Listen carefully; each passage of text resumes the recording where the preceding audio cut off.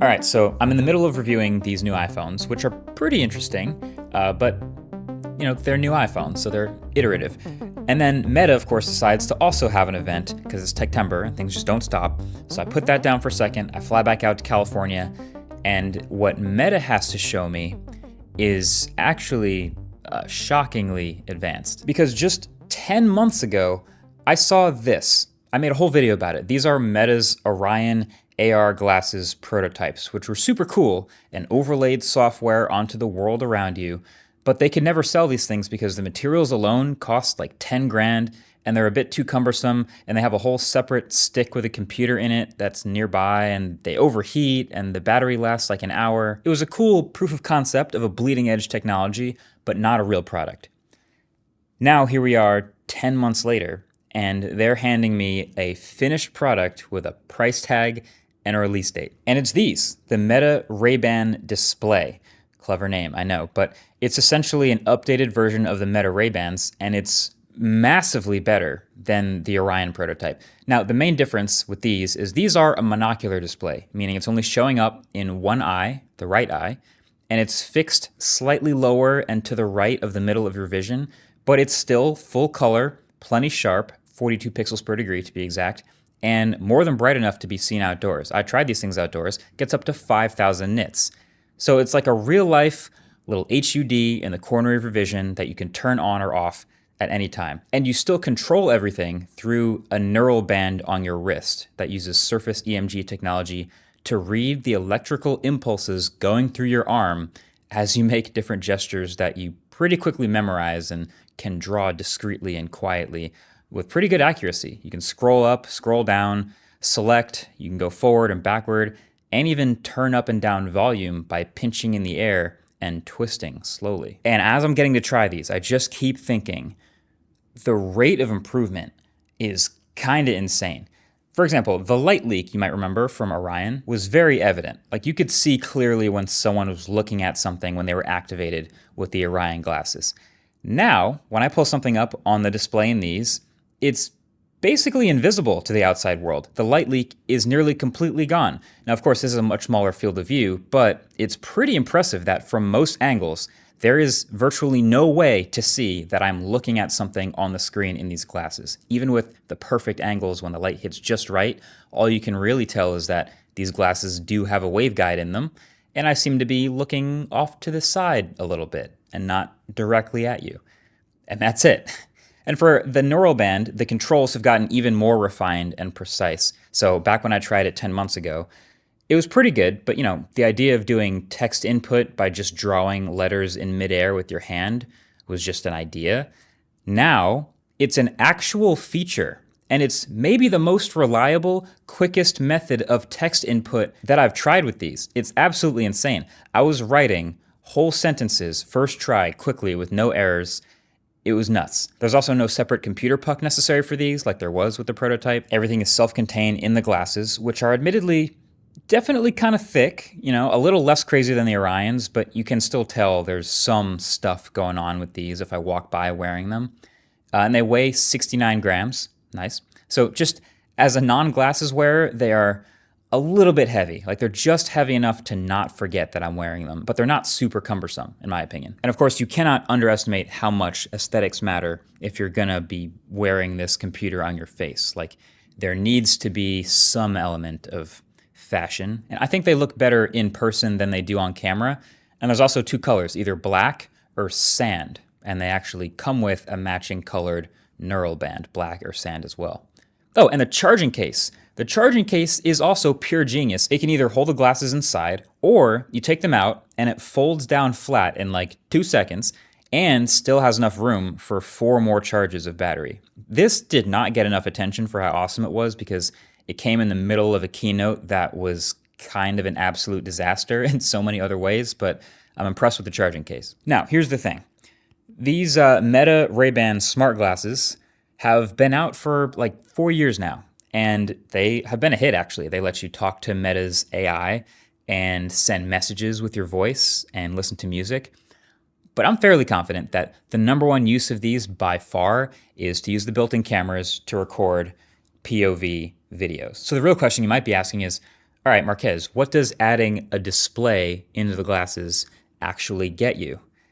And I was thinking the same thing. I'm glad you asked, because I have the answers now. So number one, first and foremost, you can obviously see the UI of the glasses instead of just relying entirely on voice commands. So if you want to do something in the UI with the gestures and never speak a word out loud, that's advantage number one to having a screen. Number two is you can actually see the viewfinder of the camera now. So you can be very sure of exactly what you're capturing, and you can review pictures and videos after you've taken them. That's also pretty useful. Number three, messaging and even video calls on your glasses are pretty sick. So if you're in a video call, you can see the person you're talking to, and the person on the other end just sees a feed from your forward-facing camera, just straight POV. Then number four, maps, which I think are pretty killer. I've talked about this with Google Glass. If you go to navigate somewhere, you can open up the maps and then get turn-by-turn directions and a rotating map that tracks with your head to match the direction you're facing, which to someone like me with a terrible sense of direction is so clutch. And then number five is subtitling basically anything you want in the real world. It uses the beamforming microphones to specifically listen to whatever's in front of you and then put that live text on the HUD of exactly what they're saying. And it works pretty quickly. And if that speech is in another language, it should be able to live translate everything for you to understand what they're saying. Again, so clutch. And this is all being wrapped into a real product that you can buy this year with a real price tag that is $800, which, yeah, it's expensive. It's the price of a whole phone, but it's actually a little bit less expensive than I maybe would have guessed before actually hearing that. I wouldn't be surprised if Meta's actually losing money on the hardware here in an effort to just get them out and get them into people's hands. But that also conveniently brings us to maybe the biggest downside of this particular product, which is that it is Meta. And that's not a disaster. I mean, obviously people already like the Meta Ray-Bans already, but it also does mean you still will have the privacy questions of exactly what data is being collected and what they do with it. And then the other thing, I don't know if you noticed, but every app that you use on these glasses is strictly first-party stuff. Like messaging with your friends, that's WhatsApp. Video calls on the glasses, that's also WhatsApp. That's not Google Maps. It's their own mapping service, which I can guarantee won't have the best real-time traffic info or ratings like Google Maps has. And they'll even let you scroll through Instagram Reels because Meta owns Instagram. The only exception I saw to this rule was the music playback was done through a partnership with Spotify. But as of right now, or at launch, there is no app store for these.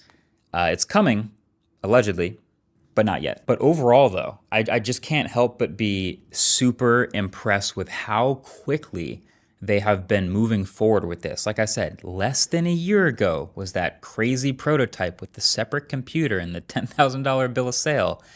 And now here we are. It's moving so quickly. And I know we're expecting other entries into the smart glasses space probably within the next couple months, I think from Samsung and from Google and maybe some others. But as of right now, these are the best smart glasses with a screen that I've tried, hands down. And the sad thing is you wouldn't really get that from the presentation at all. The keynote was so brutal, mainly because so many of the live demos that they tried went about as poorly as they possibly could have. I mean, I watched it live. If you get to watch that back, you'll know what I'm talking about. And it's unfortunate because the product is so cool, and I gotta give them props for trying to do real demos instead of faking everything, I guess.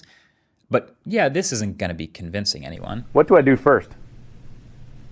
You've already combined the base ingredients, so now grate a pear to add to the sauce. What do I do first? You've already combined the base ingredients, so now grate the pear and gently combine it with the base sauce. All right, I think the Wi-Fi might be messed up. Pause WhatsApp video call. There we go. Uh-oh. Well, let's see what happened there. That's too bad. I don't know what happened.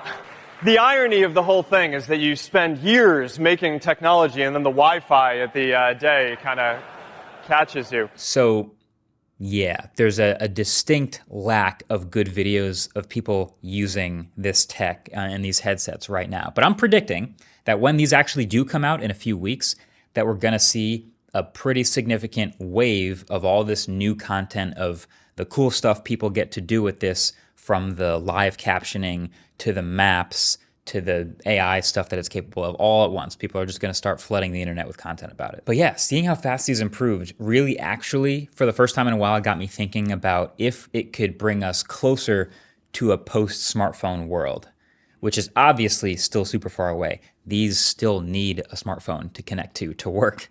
But, you know, imagine a world where you're walking around on a scenic hike and you see a cool scene, and instead of taking your phone out and putting a computer between you and the scene, you just, you know, snap the picture on your glasses and just appreciate it. Seems nice, right? Then again, would you rather be talking to someone and see them check their phone or their smartwatch real quick, and it's kind of rude, but then they're over it? Or you're talking to someone who's maybe wearing some glasses like this, and every once in a while they just kind of glance down and to the right a little bit while they're talking to you, and it's subtle, but you don't know if they're actually paying attention to you or not. Something to think about. Anyway, thanks for watching. Catch you very soon in the next one. Peace.